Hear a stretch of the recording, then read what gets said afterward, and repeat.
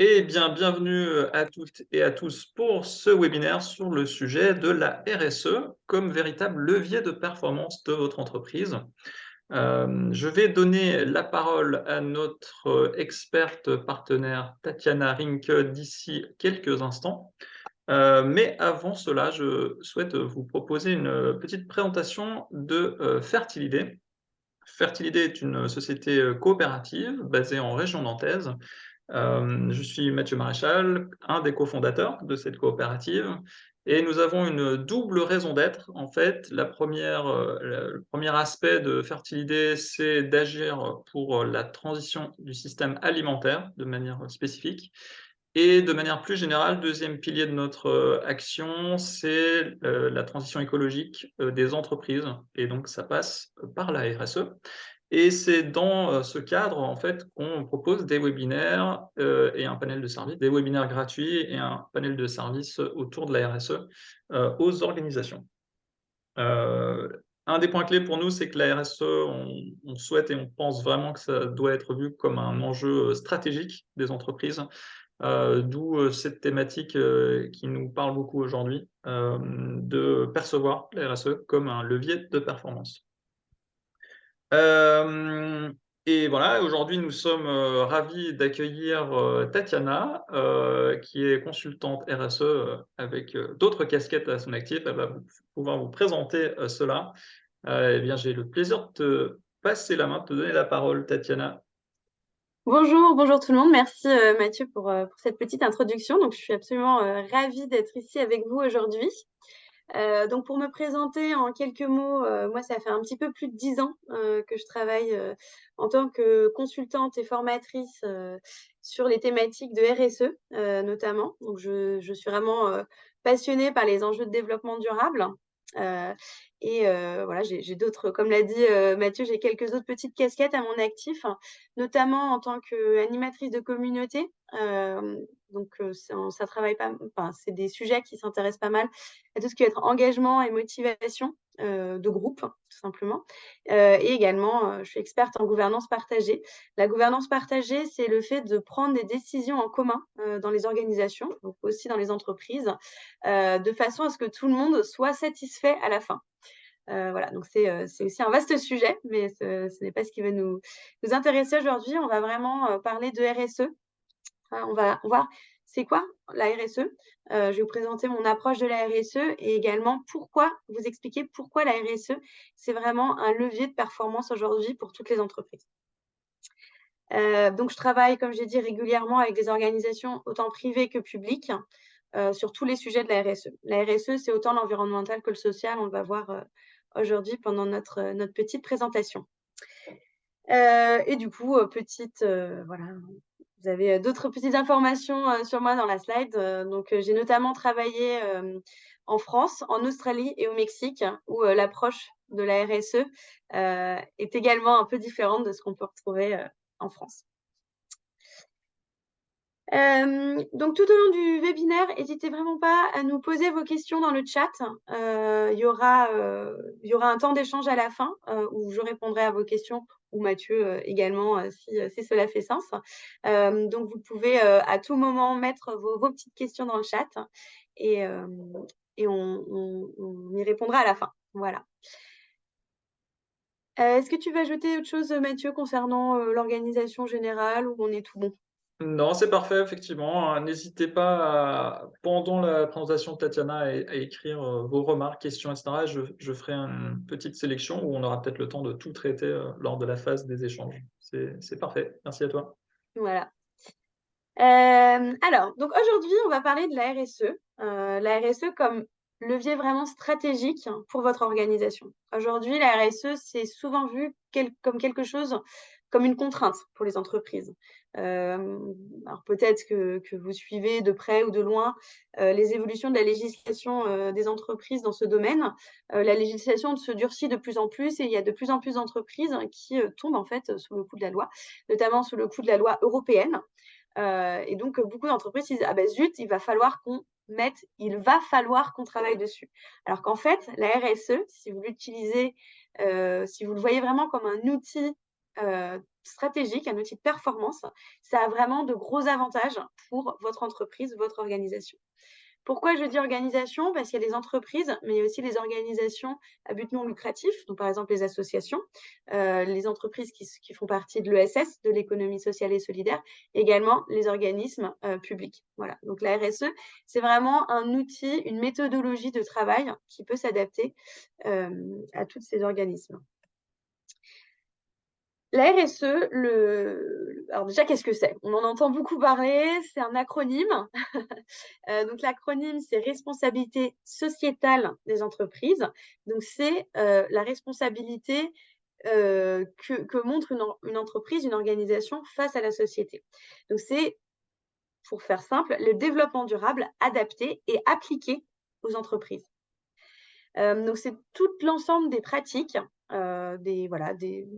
des outils, des méthodologies qui existent, qui sont mises en place pour respecter les principes du développement durable. Et donc, au niveau des principes du développement durable, il y a vraiment ce qu'on appelle les 3 piliers du développement durable. Alors moi, j'aime pas trop les présenter comme piliers, mais plutôt comme des cercles qui s'emboîtent les uns dans les autres. Alors pas les 3 cercles qui se chevauchent, mais vraiment des cercles qui s'emboîtent les uns dans les autres, et je vais vous expliquer pourquoi. Donc il y a 3 principes. Le premier, c'est que le projet RSE doit être économiquement viable. Et ça, c'est particulièrement vrai pour les entreprises, parce qu'en fait, quand vous êtes une entreprise, et ben, en fait, il faut continuer à pouvoir opérer, tout simplement.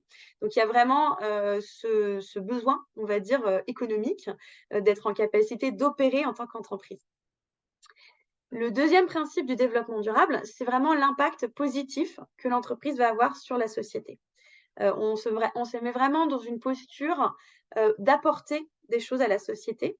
Et donc, quand on parle de société, souvent, on va beaucoup parler d'interne et externe. Interne, c'est tout ce qui va avoir lieu, tout ce qui va avoir, ce qui va être en lien, pardon, avec le bien-être des salariés notamment, donc des parties prenantes internes. Et tout ce qui va être externe, la partie impact positif sur la société, donc ça va être par exemple le fait de créer des emplois locaux, le fait d'apporter vraiment quelque chose au tissu local, économique et autres de l'endroit où est implantée l'entreprise. Et ensuite, le troisième, c'est le fait de mieux respecter l'environnement. Et donc, je disais que je représente ça comme 3 cercles qui s'emboîtent les uns dans les autres, parce qu'il faut d'abord être économiquement viable pour que ça marche. Donc, c'est pour ça que la RSE, ce n'est pas censé vous coûter plus cher. Alors peut-être qu'au début, il y a un petit investissement à faire, mais sur le moyen terme, sur le long terme, c'est censé vous faire économiser des sous et même vous permettre d'être plus performant, d'être plus innovant et donc de vous générer des sous. Donc ça, c'est la première partie. Le deuxième, c'est donc l'impact positif sur la société. Donc là, on est vraiment sur le bien-être. Et donc, dans une entreprise, les salariés doivent se sentir bien dans leur travail. Et c'est à partir de là qu'on peut commencer à penser à l'environnement. Donc, petite définition de la RSE, en tout cas, l'approche de la RSE comme je l'ai aujourd'hui. Et donc, on peut, si en dézoomant un peu, on peut se poser la question de « Ok, très bien, mais pourquoi en fait le développement durable aujourd'hui? Pourquoi le développement durable ?» Et donc, pour répondre à cette question, vaste question, j'aimerais vous présenter un modèle ou une théorie. C'est la théorie du donut. Je pense que la plupart des gens aiment bien les donuts. Donc, c'est une théorie plutôt sympa de prime abord. Donc, la théorie du donut, elle a été développée par Kate Raworth, dont vous voyez la photo sur la slide. C'est une chercheuse britannique qui a notamment travaillé longtemps pour Oxfam, Oxfam UK, et qui a donc modélisé ce donut. Donc le donut, en fait, il part du principe que vous avez un plancher social qui est nécessaire pour assurer l'épanouissement de chacun. Donc là, on va vraiment être sur la partie sociale. Sociale et sociétale. Donc la petite subtilité entre social et sociétal en RSE, c'est que le social, c'est tout ce qui va être bien-être au sein de l'entreprise, et sociétal, c'est tout ce qui va être impact sur la société. Donc, par exemple, les communautés locales. Donc, ça, c'est petite subtilité. Donc là, on est vraiment sur le plancher social et sociétal. Donc, c'est le but à atteindre pour assurer l'épanouissement à l'intérieur de l'entreprise et à l'intérieur de la société. Et enfin, vous avez le plafond environnemental qui, lui, en fait, c'est les limites planétaires. Donc, c'est des limites vraiment environnementales qui existent au-delà, qui ne permettent pas l'épanouissement de l'humanité en tant que telle, des sociétés, si on les dépasse. Donc, Kate Raworth, elle a identifié donc 12 besoins vitaux essentiels. Vous pouvez les voir à l'intérieur du cercle. Vous avez l'eau, la nourriture, l'égalité des sexes, l'énergie, l'emploi et l'éducation, etc. Vous avez vraiment ces 12 besoins vitaux qu'on doit atteindre, le minimum. C'est le minimum pour que la société se sente bien. Et après, donc autour, vous avez le plafond environnemental, au-delà duquel on ne peut pas continuer à se développer, tout simplement. Et donc, en parlant de développement durable, on est vraiment en plein dans le sujet. Mauvaise nouvelle, au niveau du plafond environnemental, on a dépassé 6 des 9 limites planétaires. Donc, c'est énorme.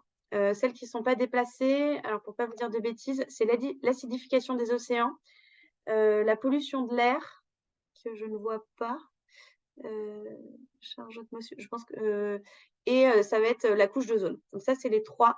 Ah, c'est ça, pollution chimique, acidification des océans et appauvrissement de l'ozone. Ça, c'est les 3 limites planétaires qu'on n'a pas encore atteintes. C'est quand même pas très glorieux, on va dire 6 sur 9. Malheureusement. D'où, donc ça répond à la question du début, d'où le besoin vraiment de développement durable. Et les entreprises aujourd'hui sont vraiment un facteur clé dans l'économie. Ça, je pense qu'on est tous d'accord là-dessus. Et donc, c'est des acteurs qui ont toute la légitimité, en fait, pour travailler sur les thématiques de développement durable et être vraiment acteurs dans la transition écologique, sociale et sociétale dont on a besoin pour atteindre le donut, qui est l'espace juste et sûr pour le développement de l'humanité. Voilà. Donc ça, c'était une petite présentation de pourquoi la RSE, pourquoi est-ce que c'est important. Du coup, je vous propose un petit jeu pour se mettre en jambe, parce qu'on va parler ensuite vraiment de plus en détail de qu'est-ce qu'est la RSE, pourquoi mettre en place la RSE et comment mettre en place la RSE.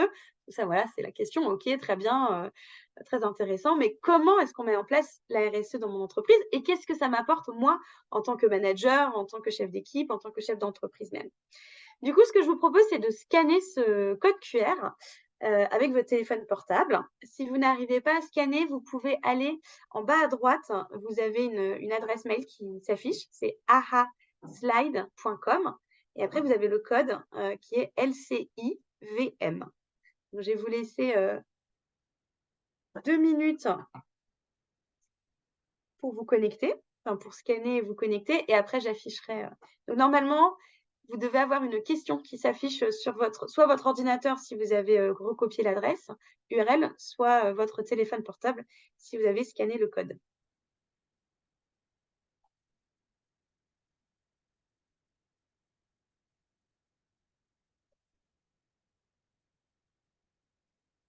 Alors, on va... Voilà, donc je vois qu'il y a 6 personnes qui sont connectées sur les slides. Est-ce que du coup, vous pouvez deviner le pourcentage de travailleurs français qui déclarent ne pas vouloir travailler pour une entreprise qui n'a pas d'engagement social ou environnemental? Vous avez 4 options.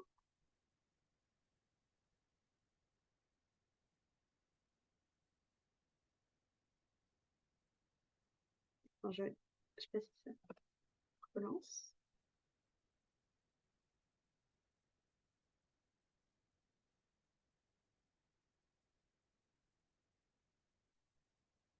Alors, on a les réponses. Une personne qui est en bas à droite, on voit les réactions. Un waouh. Donc, alors, vous êtes 25% pensent que c'est entre moins de 10%, entre 10 et 25%. Donc, vous avez quand même, mais vous êtes 50% à penser que plus de 50% oh, pardon, on a changé de slide. Un petit problème technique là, on s'est trompé sur la question. Attendez, c'est... Donc, la question qui est apparue, voilà. Ok, bah, alors j'étais... Petit souci technique, je suis désolée. Donc, la question, c'était le pourcentage d'entreprises françaises engagées activement dans la RSE qui le font prioritairement pour faire baisser leurs coûts de production. Et donc, les réponses possibles, c'était moins de 10%, entre 10 et 25% ou environ 25%. Et 60% d'entre vous notent environ 25%. Et en effet, vous avez raison. Et c'est d'ailleurs plus de 25% des entreprises françaises, je crois que le chiffre exact c'est 26, quelque chose, qui font de la RSE le font prioritairement pour faire baisser leur coût de production. C'est un chiffre quand même conséquent. C'est plus du quart des personnes. Donc on voit vraiment que la RSE, c'est pas seulement quelque chose pour que voilà, on traite mieux l'environnement ou on se sente mieux à l'intérieur de l'entreprise. C'est vraiment une logique. Derrière, il y a vraiment une logique, on va dire, économique, qui permet en fait de faire des économies et même, et on va voir ça tout de suite après, faire de produire plus d'argent. Alors, prochaine question, qui normalement devrait s'afficher sur votre écran. Dites-moi si ce n'est pas le cas. Je suis désolée pour ce petit couac de mauvais slide qui s'affichait.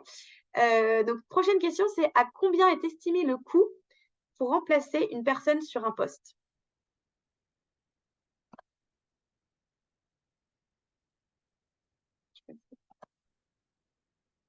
Donc, les réponses possibles, c'est entre 2 et 6 salaires mensuels, entre 30 et 50% du salaire annuel, donc environ un salaire annuel, entre 50 et 300% du salaire annuel.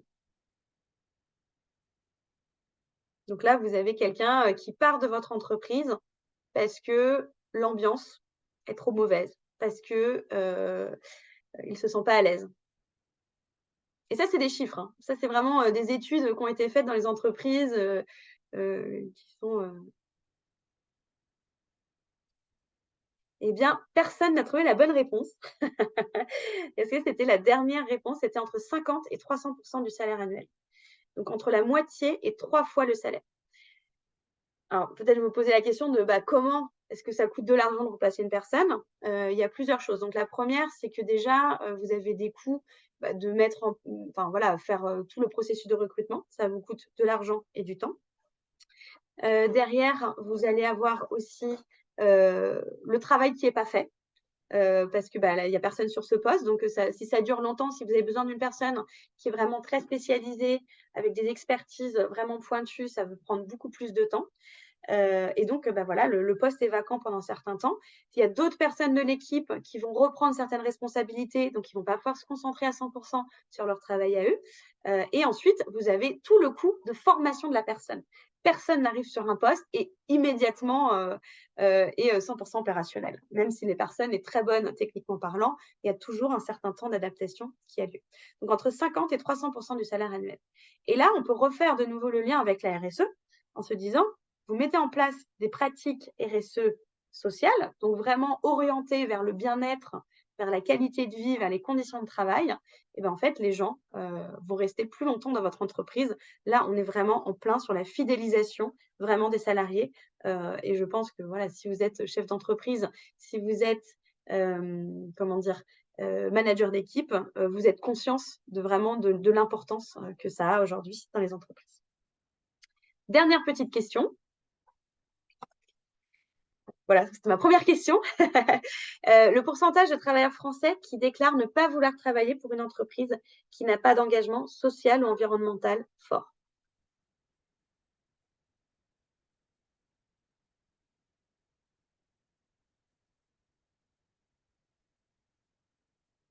Entre 25 et 50%, entre 10 et 25%. Eh bien, vous êtes bien pessimiste parce que la réponse, c'est plus de 50%. Le chiffre exact, c'est 51%. Donc, 51% des travailleurs français, on est vraiment sur les travailleurs français, qui déclarent ne pas vouloir travailler pour une entreprise qui n'a pas d'engagement social ou environnemental fort. Et ce chiffre, donc ça, c'est vraiment sur tous les travailleurs français, ce chiffre est encore plus élevé chez les moins de 30 ans, je crois. Moins de 30 ou 35 ans. Alors, je n'ai pas le chiffre exact, mais je sais qu'il est beaucoup plus élevé chez les jeunes, tout simplement. Et donc là, on est vraiment aussi sur les mêmes problématiques, on va dire, pour les entreprises d'être attractives. Alors évidemment, on peut comprendre le fait de ne pas pouvoir travailler pour ce qu'on appelle les industries sensibles, comme le tabac, l'alcool, l'armement. Mais de manière générale, les jeunes veulent des entreprises qui ont un vrai engagement RSE. Et donc là, ça fait sens pour une entreprise vraiment de dire, bah, regardez tout ce qu'on fait, regardez tout ce qu'on peut mettre en place, hein, tout ce qu'on a déjà mis en place. Et donc ça, vraiment, c'est un critère d'attractivité aussi pour les entreprises, notamment pour des entreprises, pour des PME qui vont être peut-être un peu plus petites, qui vont peut-être pas avoir des salaires à offrir mirobolants, mais qui derrière ont une politique RSE qui est vraiment cohérente, en accord avec des valeurs des jeunes, enfin les valeurs des candidats, et qui sont donc qui augmentent leur attractivité via ça. Et donc il y a notamment des initiatives aussi qui ont lieu chez les jeunes, qui leur permettent en fait, parce qu'on entend beaucoup parler de greenwashing, de RSE washing. Donc la RSE washing, c'est le fait de dire on fait plein de choses, regardez, on a une super politique RSE, mais derrière c'est que de la communication, c'est que du vent. Et donc aujourd'hui les jeunes ont vraiment créer des ressources qui tournent pas mal chez les jeunes diplômés, notamment les jeunes diplômés des grandes écoles, qui permettent en fait d'auditer les entreprises candidates. Et il y a même, alors j'ai oublié le nom de l'initiative, ça va me revenir sûrement dans 2 minutes, que les jeunes en fait signent. C'est une espèce de charte où les jeunes s'engagent à ne travailler que pour des entreprises avec des politiques RSE vraiment fortes. Donc ça, aujourd'hui, c'est vraiment un levier d'attractivité assez fort dans les entreprises, notamment les PME, qui ne peuvent pas toujours concurrencer les grands groupes au niveau des salaires. Voilà. Je vous propose de revenir du coup sur la petite présentation. Hop. Et alors, me remettre en mode présentation. Voilà. Donc, des chiffres qui vous ont surpris, peut-être, ou pas, mais qui ne sont pas les seuls. Donc, les avantages de la RSE, je vous avais dit qu'on parlerait des avantages de la RSE. Voilà, ils sont là. Donc là, vous retrouvez certains des chiffres que je vous ai présentés. Si vous cliquez sur les liens, alors pas là dans la présentation, mais après dans les slides, si vous cliquez sur les liens, ça vous emmène directement sur la source de ce chiffre, parce que c'est des chiffres qui sont vraiment vrais. Ce n'est pas des choses qu'on a inventées, c'est vraiment des études qui ont lieu. Et là, on est vraiment sur des études qui quantifient les avantages de la RSE. On n'est pas sur un discours de il faut faire le développement, il faut faire la RSE parce que c'est bien. Non, là, on est vraiment sur des logiques de performance. Et c'est là où moi, je fais vraiment le lien entre la RSE et la stratégie, enfin levier stratégique et levier de performance de l'entreprise. Si vous mettez en place une politique RSE qui a du sens, vraiment, vous allez voir un développement positif de l'entreprise. D'autres chiffres qui sont intéressants à observer, c'est par exemple qu'en France, donc là on est vraiment sur la France aussi, un écart de performance financière, donc vraiment de performance financière de 30% entre les entreprises qui ont des pratiques RSE et celles qui n'ont pas de pratiques RSE. Donc là, on est vraiment aussi, donc on parle de performance financière, en fait, donc d'argent que vous produisez en plus en tant qu'entreprise. Les entreprises qui ont une équipe dirigeante plus diversifiée, donc la diversité, ça fait aussi partie de la RSE, ils ont un revenu innovation qui est 19 mois supérieur à la moyenne. Donc là, par contre, on est sur des chiffres globaux. Là, on n'est pas qu'en France, là, c'est vraiment un chiffre mondial. Et donc, la RSE, c'est aussi de l'innovation. Pourquoi? Parce que tout simplement, en fait, on va se poser la question de comment est-ce qu'on peut faire mieux, comment est-ce qu'on peut faire différemment. Et là, en fait, on va tout de suite aller dans, en fait, on pourrait imaginer un produit éco-conçu, ou alors comment améliorer le produit qu'on a déjà, le service qu'on a déjà. La RSE, ça s'applique autant aux produits qu'aux services aussi. Il y a plein de choses à faire, même si vous êtes une entreprise qui propose des services. Voilà, donc ça, c'est vraiment des chiffres en fait qui donnent envie de faire de la RSE. En tout cas, j'espère. Alors, ça ne passe pas là. Oups. Oula, petit souci de slide. Voilà. Donc, comment? Donc, voilà, ok, très bien, j'ai réussi à vous convaincre que la RSE, c'est super, c'est important à mettre en place au sein de votre entreprise. Et là, vous posez la question, ok, très bien, Tatiana, mais comment? Alors, comment? C'est très simple, c'est plus simple à dire qu'à faire, mais la RSE, ça se fonde vraiment sur le principe des parties prenantes. Alors, c'est quoi une partie prenante? Une partie prenante, ça va être une personne ou un groupe de personnes qui va être impacté par l'activité d'une entreprise ou qui elle-même, et ça c'est très important, peut impacter l'entreprise. Donc en gros, pour faire simple, ça va être vos clients, ça va être vos fournisseurs, ça va être vos salariés, ça va être la direction, ça va être, on peut aller même loin sur les parties prenantes distantes, par exemple les familles, de vos salariés. Voilà, tout ça, c'est des personnes qui sont impactées par l'activité de votre entreprise et qui, eh ben, en retour, peuvent aussi impacter votre entreprise. Donc évidemment les plus importants, hein, c'est ceux que j'ai mentionnés en premier, vos salariés, enfin c'est ce qu'on va appeler les parties prenantes internes, donc pour toute la partie sociale aussi qu'on vient de voir, le bien-être, tout ça, les fournisseurs, les clients et après voilà, après on peut aller, plus loin évidemment, heu et donc pourquoi considérer, les parties prenantes? Tout simplement parce que c'est des personnes ou des groupes de personnes, qui vont vous permettre d'atteindre vos projets et l'idée de la théorie des parties prenantes, le concept de base, c'est de comprendre les attentes de ces parties prenantes pour réussir à en faire des alliés. Alors pourquoi vous faire des alliés? Parce qu'en fait, si vous avez des bonnes relations, par exemple, avec vos fournisseurs et ben, le jour où il y a un problème, eh ben, ils vont être plus en mesure, de vous assister ou de vous aider. Ils vont avoir une meilleure disposition par rapport à vous. Si, par exemple, alors je prends, un exemple d'un grand groupe qui va travailler avec une ONG française, ou internationale, peu importe, avec une ONG, ils vont pouvoir s'appuyer sur cette ONG pour mettre en place, toute une logique, de vérification des fournisseurs. Tout ça dans une logique, de, prévention des scandales. Pensez, H&M, pensez Nike, qui produisent, par exemple, voilà, au Bangladesh ou dans d'autres pays, d'Asie, du Sud-Est. Ils sont incapables, ils n'ont pas les ressources financières, ils n'ont pas les ressources humaines pour aller dans toutes leurs usines, vérifier, les conditions de travail. Par contre, ils travaillent avec des ONG locales qui, justement, dont la cause principale, c'est de travailler contre, enfin, c'est de s'engager contre le travail, dans des conditions, précaires. Et ben, en fait, eux, ils vont être en capacité d'aller dans les usines et donc d'éviter, certains scandales. Et on sait que les entreprises, notamment de fast fashion, souffrent régulièrement de scandales éthiques qui ont lieu. On peut penser aussi au Rana Plaza, enfin le scandale du Rana Plaza, donc ça, c'est déjà il y a une dizaine d'années, même, voire plus. Mais voilà, ça, c'est vraiment des préoccupations des entreprises d'aujourd'hui, hem et elles investissent beaucoup d'argent, là-dedans. Donc, le fait de mieux comprendre les attentes de vos parties prenantes, c'est de vous en faire des alliés. Donc là, je parle de grands groupes, mais c'est tout aussi vrai pour les PME, même pour les TPE. Peu importe la taille de votre entreprise, peu importe le secteur dans lequel vous êtes, vous avez des parties prenantes et vous pouvez alors évidemment, même si vous ne produisez pas en Asie du Sud-Est, il y a quand même des beaux projets à mettre en place et vous pouvez utiliser vraiment les forces de vos parties prenantes, donc pour, faire avancer vos projets, pour être plus innovants, pour, voilà, être plus performants.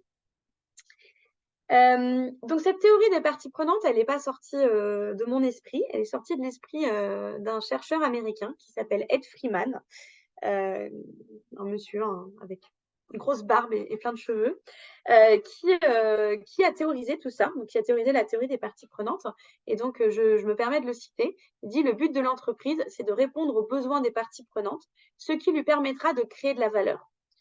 C'est en répondant à ces besoins que vraiment, donc là, vous voyez un petit peu le schéma, l'entreprise qui parle à ses parties prenantes, qui met en place un dialogue parties prenantes. Donc un dialogue parties prenantes, c'est ça, c'est vous faites la cartographie de vos parties prenantes, vous allez leur parler, vous leur dites: «Tu veux quoi? Vous voulez quoi?» et ensuite vous dites: «Ben, ça tombe bien parce que vos enjeux, c'est aussi les miens» et donc en fait, donc évidemment, vous avez fait un audit interne de vos enjeux stratégiques à vous et en fait, donc faire le dialogue parties prenantes, c'est la capacité de faire vraiment le mix des enjeux de l'entreprise et des enjeux de vos parties prenantes et donc c'est là vraiment où on va avoir ce qu'on appelle, de la création de valeur partagée. La création de valeur partagée, c'est tout ce qui va être stratégie et action RSE et c'est vraiment réussir à créer des projets RSE, donc vertueux pour l'environnement, économiquement viables et qui ont un impact positif, sur la société, et qui vont répondre autant aux enjeux stratégiques de l'organisation qu'aux besoins sociaux et environnementaux de vos parties prenantes. Et c'est là, en fait, que la RSE prend vraiment tout son sens.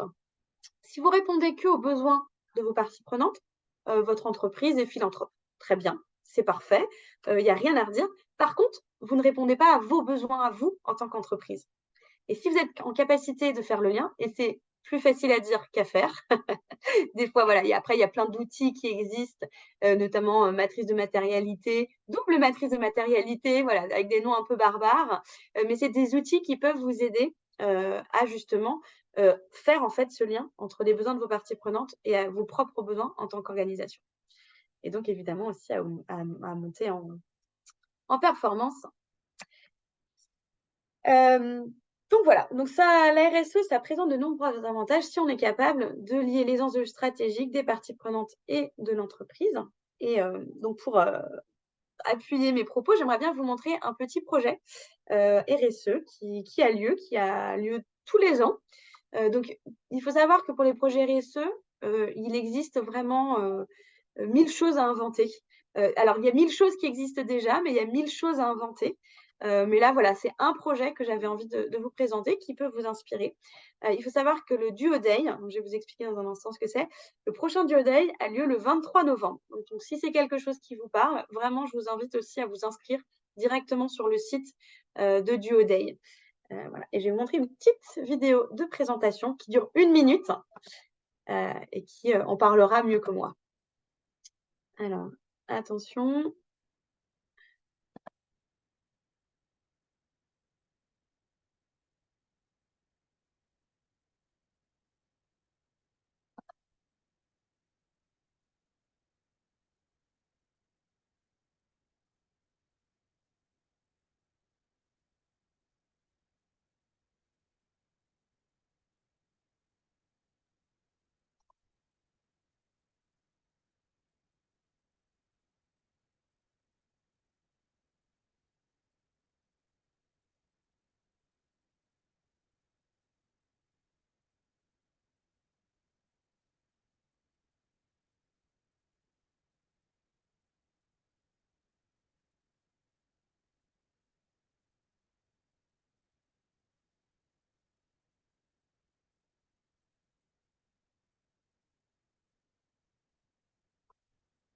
Voilà.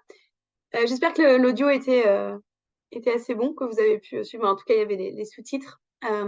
Donc, le Duo Day, c'est un projet qui existe, alors je ne sais plus depuis combien de temps, mais depuis plusieurs années où en fait des personnes en situation de handicap vont suivre vraiment dans les entreprises une personne sur son métier. Et donc, ça permet notamment de faire tomber certains préjugés et puis aussi peut-être d'inspirer certaines personnes. Donc, la question que j'ai envie de vous poser sur le Duo Day, on va faire un petit exercice parce qu'on est là aussi pour apprendre, donc je vais vous faire travailler. C'est quel est, selon vous, l'avantage de ce projet pour les parties prenantes d'une organisation, enfin d'une entreprise? C'est quoi les enjeux stratégiques de l'entreprise? Et pour les personnes accueillies dans l'entreprise. Je vais vous laisser 30 secondes ou 1 minute pour y réfléchir. Et vous pouvez mettre vos réponses dans la discussion si vous voulez. Et donc là, évidemment, je vais vous faire l'exercice de savoir c'est quoi les enjeux de l'entreprise, c'est quoi les enjeux des parties prenantes, qui sont les personnes en situation de handicap.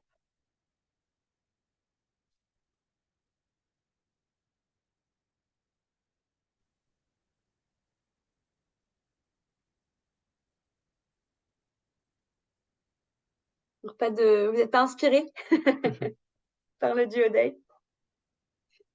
Mathieu, tu as des idées? C'est sociétal, j'ai l'impression, déjà, dans l'impact. Pour les personnes accueillies dans l'entreprise, ça permet de développer leurs compétences, donc voilà, c'est ça. Alors, c'est pas un examen, donc je vais vous donner la réponse. Donc, en fait, pour les parties prenantes de nous l'entreprise... avons une réponse, excuse-moi, Tatiana. Oui. Plus de diversité, réduire la pénalité au ETH. Alors oui et non, parce que la pénalité, c'est vraiment le pourcentage de travailleurs handicapés que vous avez chez vous. Là, on est vraiment sur l'accueil sur une seule journée. Donc l'avantage de ce projet pour les parties Marque prenantes de employeur. l'entreprise, donc pour les enjeux stratégiques, ça va être plutôt sur déjà le bien-être de vos salariés, parce que c'est quand même très valorisant de pouvoir participer à un projet sociétal, de permettre à une personne en situation de handicap de lui présenter le métier dans lequel vous êtes. Ça permet de développer des compétences.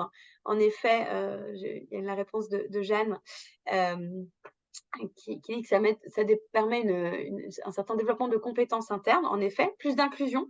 Ça permet aussi de faire baisser les préjugés que certaines personnes peuvent avoir, par exemple, par rapport à des personnes en situation de handicap. Et là, en effet, vous avez raison. Alors, je crois que c'était Sabrina qui avait dit pour les pénalités, si vous n'avez pas, si vous n'arrivez pas aux 6% des travailleurs handicapés, ça peut permettre, en fait, une ouverture plus grande des équipes par rapport à des personnes en situation de handicap et de manière générale, même sur le bien-être, en fait. Ça joue beaucoup là-dessus. Et pour les personnes accueillies dans l'entreprise, donc les parties prenantes externes, ça va être de leur montrer ce qui est possible. Et quand on parle de personnes en situation de handicap, ça peut être des personnes qui sont tout à fait capables aussi de se faire former sur ces métiers.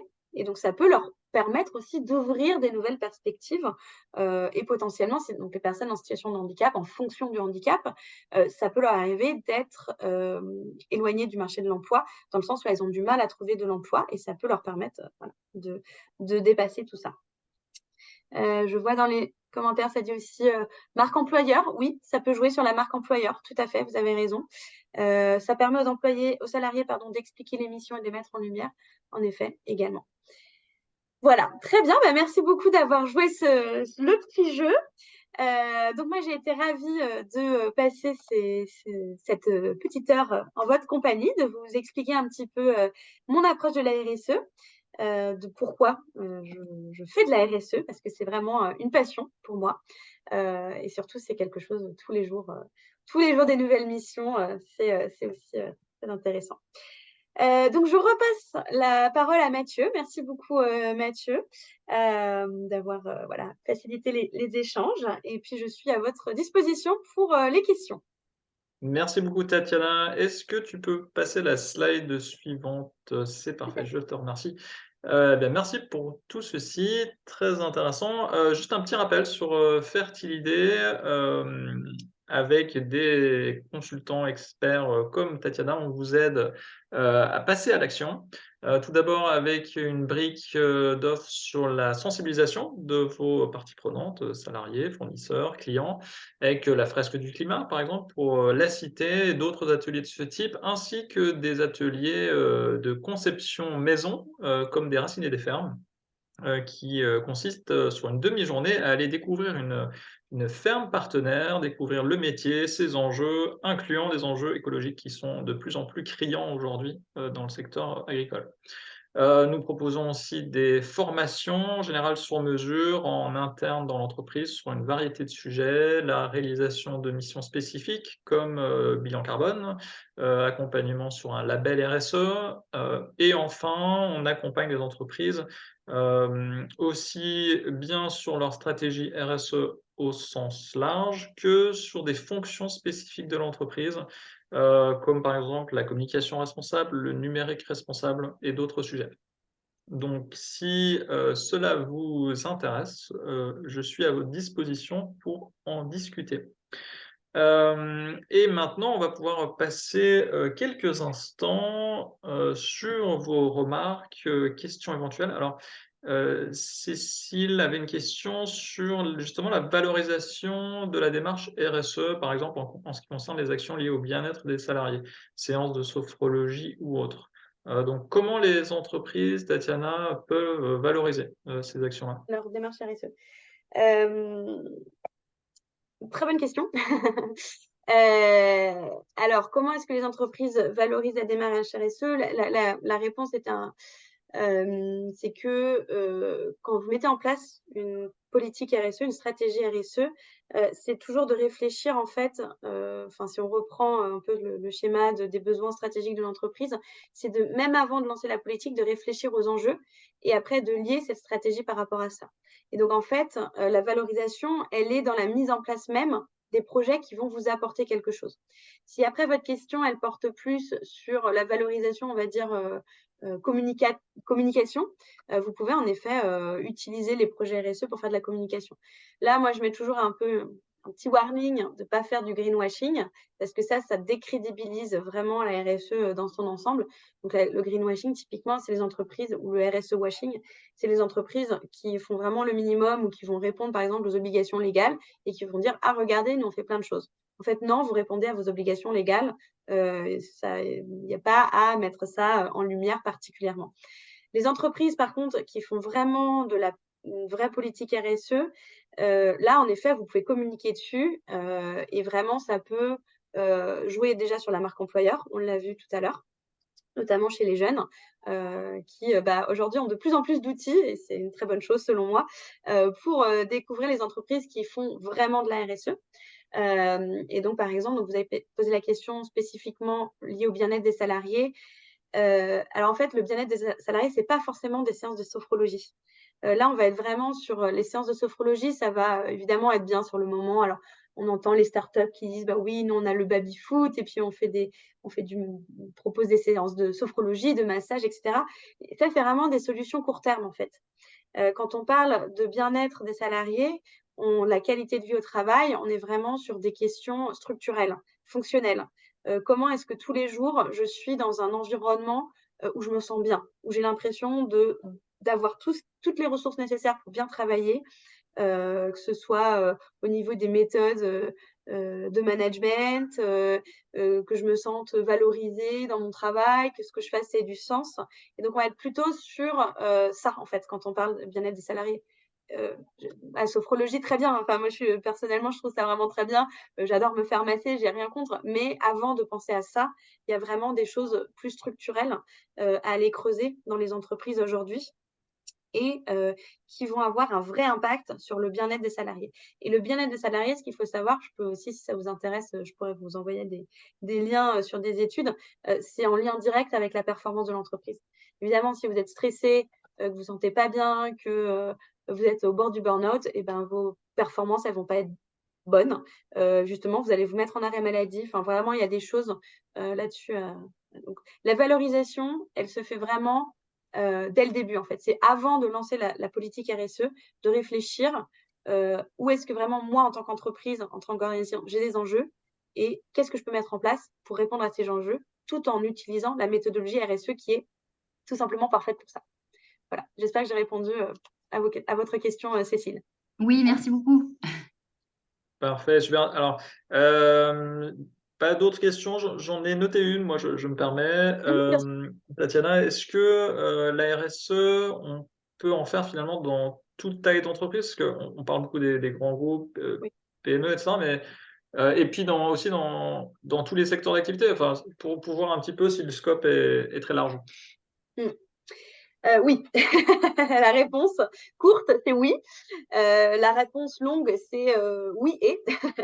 En effet, on peut mettre en place, des projets RSE dans toutes les entreprises. Alors peu importe si vous êtes un grand groupe. Évidemment, si vous êtes un grand groupe, vous allez avoir potentiellement un département RSE. Si vous êtes une PME, vous avez peut-être un responsable RSE et si vous êtes une TPE, vous allez être le chef d'entreprise ou la chef d'entreprise, qui essaye de mettre en place des choses. Mais dans tous les cas, vous pouvez mettre en place des projets RSE, sur les 3 volets, enfin sur les 3 volets, sur, le social, le sociétal et l'environnemental. Vraiment, il y a des choses à faire sur ces 3 volets-là. Hem et tous les secteurs. Donc, je crois que je l'ai dit pendant la présentation rapidement. Donc en effet, sur les produits, souvent, c'est simple à imaginer de mettre en place, des logiques, d'éco-conception, enfin si on part sur la partie environnementale, de penser à faire un bilan carbone, voilà ce genre de choses.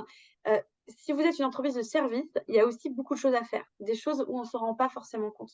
Par exemple, Fertilidé, enfin, Mathieu l'a mentionné tout à l'heure, on accompagne aussi sur le numérique responsable. Aujourd'hui, moi, je donne un cours à l'EPITAC, une école de développeurs web, sur le numérique responsable et il y a plein de choses à faire. Et vraiment, les élèves, des fois, ça leur ouvre les chakras, si je peux m'exprimer ainsi, sur des choses. Donc, même si vous êtes une société qui n'a pas forcément des produits, il y a des choses à faire, il y a des choses à réfléchir. Et évidemment, si on part sur la partie sociale, sociétale, j'ai envie de dire encore plus, mais aussi sur la partie environnementale. Et ce qui est intéressant, c'est que même si au niveau des projets RSE, on peut souvent aller voir ce que font les autres personnes et se faire inspirer, en fait, par ces projets. Alors après, on peut pas copier-coller toujours les projets, parce que justement, vous êtes sur des secteurs différents, parce que justement, vous êtes sur des entreprises, aux tailles différentes, mais vous pouvez, vous faire inspirer et réfléchir. Et c'est ça, ça, c'est une partie vraiment que je trouve, fascinante dans la RSE, c'est qu'on a besoin d'être créatif. La RSE, j'ai envie de dire, il y a encore tout à imaginer et c'est ça qui est bien. Alors évidemment, il y a déjà beaucoup de choses qui ont été imaginées et bah, pourquoi ne pas s'en servir? Pourquoi ne pas se baser sur tout ce qui existe? Moi voilà, il y a des enfin moi j'ai construit, au cours de ma carrière une espèce de catalogue, si on peut appeler ça, de projets RSE. Et des fois, voilà, quand je réfléchis pour mes clients, je leur dis: «Bah, voilà, il y a telle entreprise qui fait ça. Est-ce que ça pourrait vous intéresser?» «Ah bah oui, ce serait pas mal, mais je pense que ça marcherait pas chez nous à cause de ça et ça». Pas de souci, on réfléchit, on s'assoit. Comment est-ce qu'on pourrait, vraiment transformer ce projet pour qu'il soit 100%, il réponde à vos besoins? Et la RSE aussi, j'ai envie de souligner ça vraiment, c'est quelque chose qui permet de répondre vraiment à vos besoins, aux besoins de l'entreprise. Il y a pas de comme c'est pas du copier-coller, vous allez vraiment il y a vraiment une réflexion, il y a une vraie réflexion à avoir. On parle vraiment de stratégie RSE. Donc il y a toute une méthodologie, hein, voilà, que moi j'applique chez mes clients et qui marche très bien, qui permet vraiment de faire ressortir certaines choses. Parce que la RSE, sur certaines choses, ça reste un peu subjectif. Voilà, c'est des études de marché, c'est des études des fois, ben, on a une intuition, on pense que ça va marcher, mais avant de l'essayer, on ne sait pas. Mais du coup, c'est ça aussi qui rend la chose, vraiment passionnante et ça permet en même temps, bah, de répondre à 100 à vos besoins à vous et pas aux besoins du voisin, même s'il vous ressemble beaucoup le voisin. OK, super. Eh ben, on n'a pas d'autres questions, à ce stade, donc, eh bien, je propose, qu'on, en reste là. Merci énormément à vous, participantes, participants, d'être venus aujourd'hui. Et je pense qu'on a un dernier slide, voilà. À nouveau, je vous rappelle que si vous souhaitez, aller plus loin, mettre en place des projets, eh bien, Tatiana et moi-même, nous sommes à votre disposition. Merci à tout le monde pour vos retours, et bien, je vous souhaite très bon vent, dans la RSE et à bientôt. Merci Merci beaucoup à tout le beaucoup, monde. merci à tout le monde.